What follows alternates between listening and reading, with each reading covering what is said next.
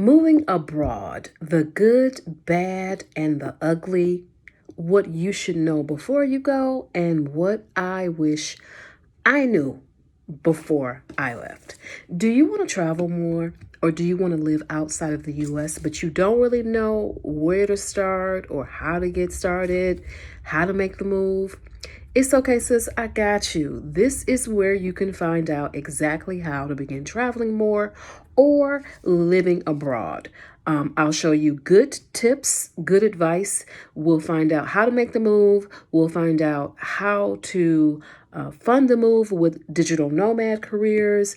And we'll also talk fun stuff too, like comedy and also fashion, things that will inspire you until your next trip.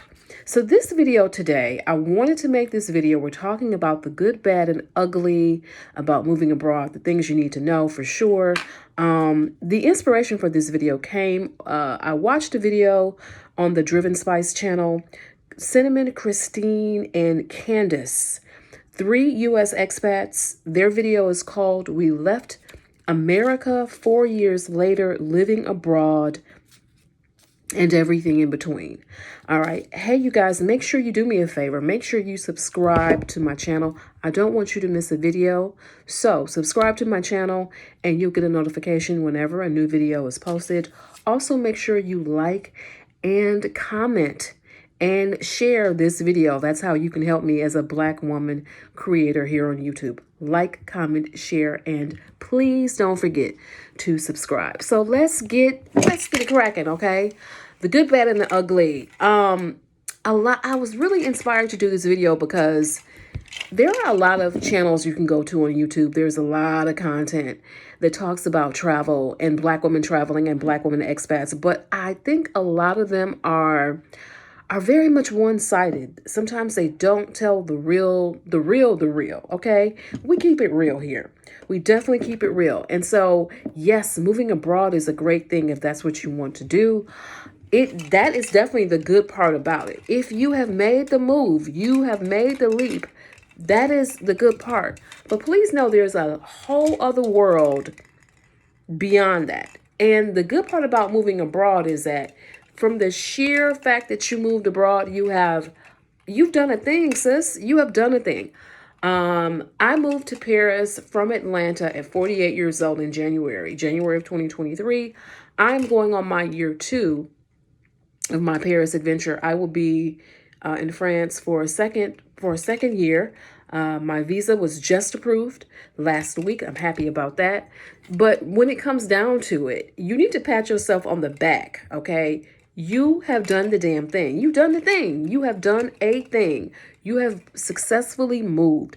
You've successfully moved out of the country. I can't tell you how many people, myself included, talk about this for years. I know it took me I decided back in 2018 that I wanted to move to Paris. I came here for my first visit in 2017. It took me about a year to decide, going back and forth different trips. And I was like, no, I want to move to Paris. But I didn't actually physically do that until 2023. So the thing about it is that it's a mental game, right? It's a mental thing. You're literally leaving everything you know.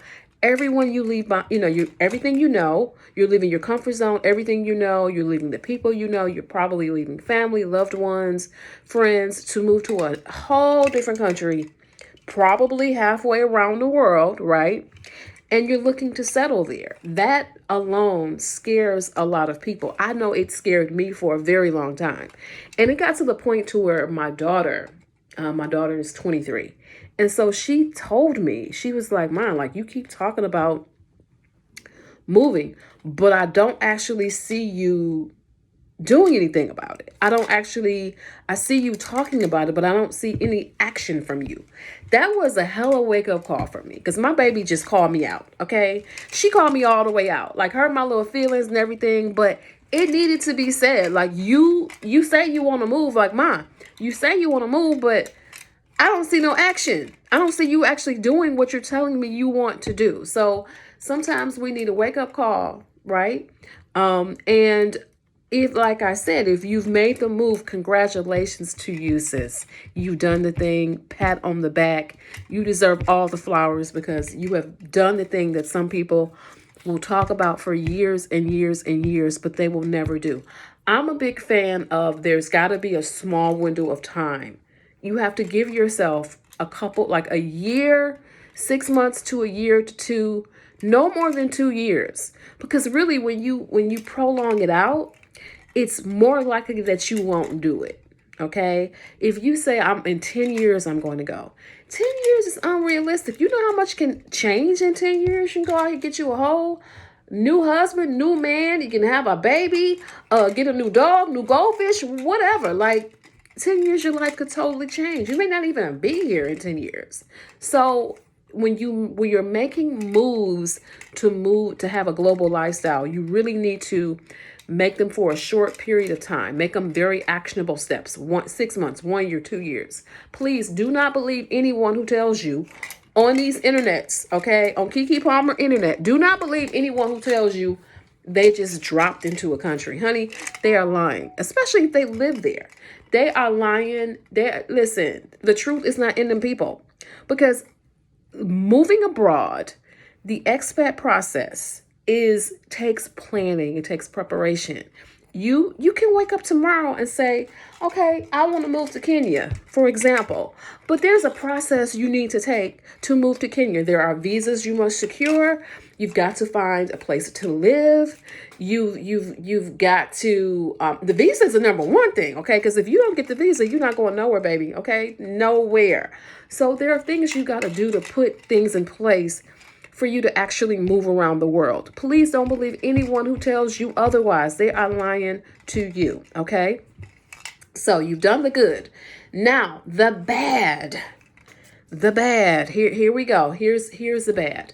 And it's not necessarily bad. It's just the bad is that you really underestimate how much you'll miss certain things. And there is nothing like living in a place. There's nothing like being a vacationer, being going on vacation, and actually living and putting roots down somewhere. They're very two different concepts. When you go on vacation, okay, when I came here many times. When I was in vacation in Paris, I always knew that I was going back to Atlanta. Okay, I always knew that. Like, yeah, I'm going back. I like this and everything, but I'm going back next week. So everything was always ooh la la, and I love it, and all of that. But baby, when you live here, that's something totally different. Okay, this is when you get totally annoyed. Like there are times that the annoyances that you have are next level because now you live here. Now it's not as simple as I'm only going to be here a week and then I'm flying back out. The thing now you really understand, you're able to more understand a place better. I highly recommend you visit any country that you plan on moving to. Visit many times. Visit in the summer, visit in the spring, fall, the monsoon season, whatever, okay, hurricane season, whatever. You need to visit to make sure this is a place that you actually want to stay, that you actually like. One of the big surprises for me, I moved here, I came on the plane January 2nd, I arrived in Paris. Okay, I had never been here long enough, like for a full Paris winter. I was always in and out. I would come like for a few days in December, then bop out.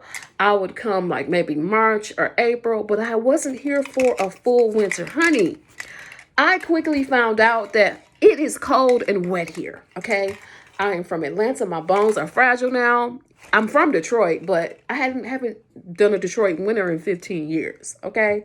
So when I got here, I was just like, oh, where's all this cold? Okay, this deep bone chilling wet cold. It rains a ton here. I was not prepared for that. I was not prepared for it, honey. I didn't have the right coat. I didn't have the right hat. I didn't have the right boots. I didn't have the right gloves, scarves. I just showed up. All right. And I'm just like, what was I thinking? What was I thinking? I wasn't. I didn't find out how much I didn't like the winter here until I got here and had to navigate that process. So please make sure when you're considering where you're going to go, please go different seasons. Stay a little bit. See if you like it. You might go to somewhere in Mexico, for example, and you think you might say, well, I've lived in Atlanta for a while. I'm used to some heat. Well, baby, you're not used to no Mexico heat. Okay. So make sure you really go and see if you like the climate. Go and see if you can deal with it. Some people can and some people can't. Okay. Now, that's definitely the bad. Let's talk about the ugly. The ugly is putting down roots in the place that you are. That's finding an apartment. Okay. That can be a big challenge for a lot of people. Finding an apartment here was, oh my God. Oh my God. It was the one of the hardest things for me to do. There are more people looking for apartments in Paris than there are actual apartments. Okay. So it took me a minute to kind of get my gatherings. You have to understand that before you go in. And I knew it would be hard to find a spot here, but I knew, had been told that. But until you go through it, baby, you don't know. You don't know nothing. And I mean, it was crazy to me. So I originally moved here and moved in with my partner, but he lives outside of Paris. And it was a totally different experience. All the things that I wanted to do were in the city. He lived an hour 15, hour 30, sometimes 2 hours away. It made being in the city really unfeasible. And again, wanting to talk to expats, wanting to talk to different people, wanting to do things in the city that I have been wanting to move to for 5 years. And here it is, I moved outside of it. I was not happy with the location. So I began the process of trying to find a place to stay, and it was woo chow is all I really can say about that, because definitely a lot of scammers out here would get through the whole step of the process of going to meet somebody, and they would ask for like a money card and all kinds of stuff. Looked at a couple of roommate situations that didn't work out. The people, like the people were either we just were not compatible. Old girl opened the door of the kitchen drawer, and just I saw nothing but ramen crumbs, and it was nasty. It wasn't up to my standard of clean, and I was just like, I cannot do this. So I'm telling you, finding a place to stay, finding a place to lay your head, that may be a very big challenge. It really just depends on where you are. Some countries will tell you that you can rent an Airbnb. Other countries will tell you need to have an accommodation first in order to secure your visa. And when I'm talking about visas are generally going to be central to your moving abroad experience. It gives you the most flexibility. It means that you can stay in this country for this amount of time. And to get that visa, you generally there are a lot of hoops you got to go through. The ugly is definitely the immigration process, okay? For sure, it's the immigration process. If you want to learn more, let me know. Drop me a line in the comments if you want to know more about my immigration experience here and how I was able to really cut down the time that it took. I got an amazing attorney. I recommend everybody, if you can afford it, go ahead and hire you an attorney, okay? It is the best money that it is the best money that you will ever spend, honestly, because these are the folks that know what they're doing. They can get your application kind of your file, your immigration file is going to be complete.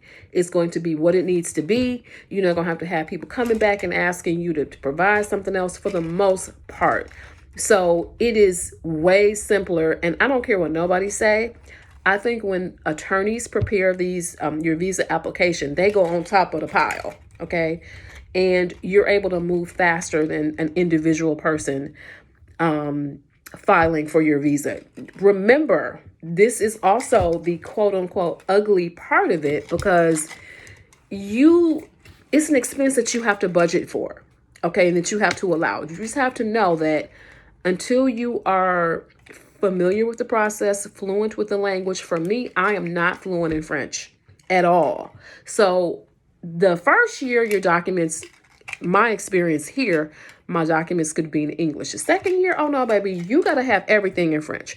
So what does that mean? That also means not only do I have to have my attorney, but then I've also got to hire a translator. So that's a whole nother layer of money and also bureaucracy. Be prepared to deal with all of that. French bureaucracy is, they are known for telling you no, and they are known for telling you you're going to have to come back, okay? It is, French bureaucracy is legendary. No, the ugly part is that where you're moving will have very different laws, very different cultural nuances, very different things overall that you're going to have to just navigate. The thing that people don't talk about, yes, you're in your new country, you've moved from your home country to your new country, but you still have to make friends. You still need to do the things you need to do. You need to turn on your cell phone bill, get your electricity, get your lights cut on. Okay, you need to figure out where's the store you need to go to. All those things, make friends. All those things are depending upon the country, can be very difficult. They can be very different. I know in France, for me, Parisians especially are not thought of as being the most open to small talk, and typically culturally they tend to not be as open to making new friends. And I say that because, not saying they don't make new friends, but it takes them a minute to warm up to you. Back home, I feel like I can go to QT, strike up a conversation with somebody and be like, all right, girl, you can be in the bathroom at Target. You have a conversation with somebody, you're like, hey, listen, you exchange your socials. You're like, let's go out. Let's go to brunch next week. And next thing you know, you sitting here and you're talking to somebody you had no idea, didn't know 2 weeks before. That doesn't happen here. And that does not happen. The one thing they do say, which hasn't yet been my experience, but what I've heard is that once the French make a friend, you are a friend. Once you in, baby, you in. Okay, but you got to get in first. So that's different. Knowing that if you're moving here not knowing anybody, it's going to take you a minute to make friends here. That can be a challenge for many people. I'm an extrovert. That's the challenge for me.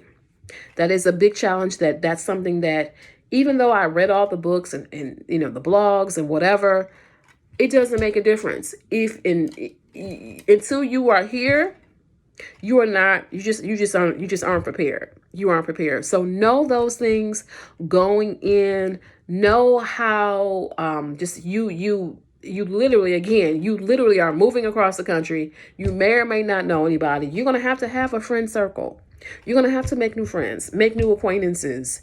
You're going to have to, even though you may not be able to speak the language, it's going to be a whole different level of anxiety. So the good, bad, and the ugly, you guys, please make sure you subscribe to my channel. Again, I don't want you to miss an update. I want you to get all the videos for those of you out there who, again, you want to move abroad, you don't know how, or you want to travel more.